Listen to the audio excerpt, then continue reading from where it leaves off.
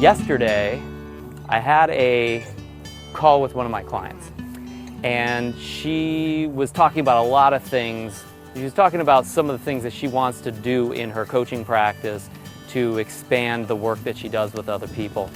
And one of the things she mentioned is, she said, I want to make a lot more videos, but I'm just really concerned because I'm a perfectionist. I don't want to look bad. I want to kind of control how other people see me, so I haven't been doing that. And I looked at her YouTube account and she had like 4 videos basically. So it got me thinking. It reminded me actually of a couple months ago. I was at an event speaking to a group of about 200 leaders, entrepreneurs, business people, influencers, just like the movers and shakers of the world, right? And after I worked with the group, after I spoke, a woman came to me and she said, I am deathly afraid of public speaking. I get like phobic when I think about speaking in front of a group. So I talked to her about it, and she said, my real fear is that I'm going to talk to people and they're not going to think much of me. Their perception of me is going to be lower as a result of like me screwing up, saying the wrong thing, something like that, right? And so I started to realize with these 2 individuals, one who's a client of mine and one who I just met at an event, they actually kind of had the same fear. And the fear had to do with other people's perceptions, and there's no doubt about that. But the other side of that fear was not just about perception, it was about control. And the client I talked to yesterday, she wants to control how other people see her. She wants to control the outcome, right? And the woman who I talked to a couple months ago at this event, I realized she really wanted to control how other people saw her when she spoke in front of the groups. And there are groups that really want to hear from her, that want to know what she has to say. And she's avoided these things as a result. And my client has avoided getting some really great exposure to expand her business as a result of that fear. So it wasn't just about perception, although that's an aspect of it for both of these women. It was an aspect of control. And I like to use the word certainty because when somebody wants to control something, they really are looking to have a sense of certainty, because ultimately we're not really in control of a whole lot, right? We can basically control ourselves. You can't control how other people see you, what they're going to think, the judgments that they're going to make. They're going to make whatever judgments they make.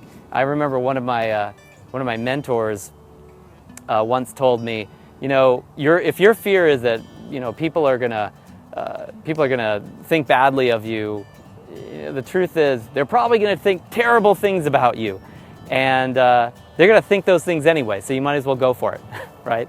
But when someone wants certainty, they tend to be what we call a control freak. And the truth is, you're not a control freak, you're a certainty freak. You want to feel comfortable, you want to know how things are going to go, you want to predict the future.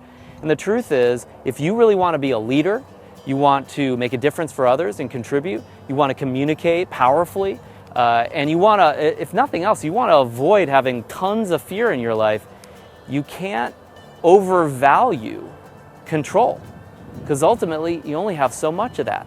So with this woman that didn't want to speak in front of groups, well, she had no problem talking to me. She wasn't afraid of talking to me because she wasn't worried about controlling what I thought. But if you multiply me by 100, suddenly, well, somebody's going to think something bad. I can't control everybody, right? And suddenly now she shrunk her world.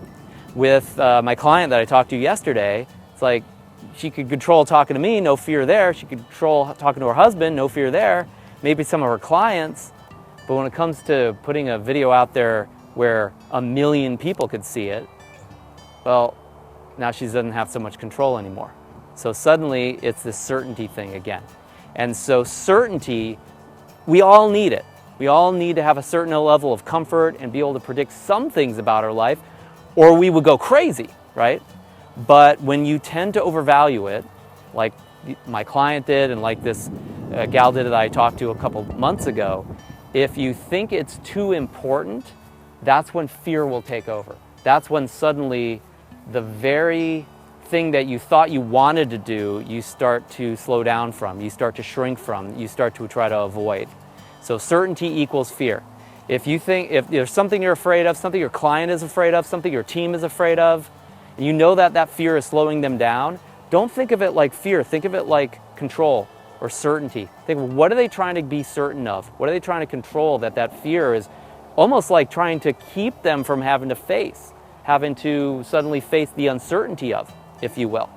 So a couple questions for you, and put the answers in the comments if you can. In your coaching or with your team or with the people that you lead, are you ever fearful when you're going to work with them? What are you afraid of? Is it because you're trying to control their perception? And in what way? And then what are they afraid of? Are there areas where they're trying to get certainty that they just can't seem to get unless they shrink their world? And then what did I miss? If there's anything else that causes your clients or your team fear, what if it's not certainty, what is it? Just put it in the comments. Let's have a conversation about it.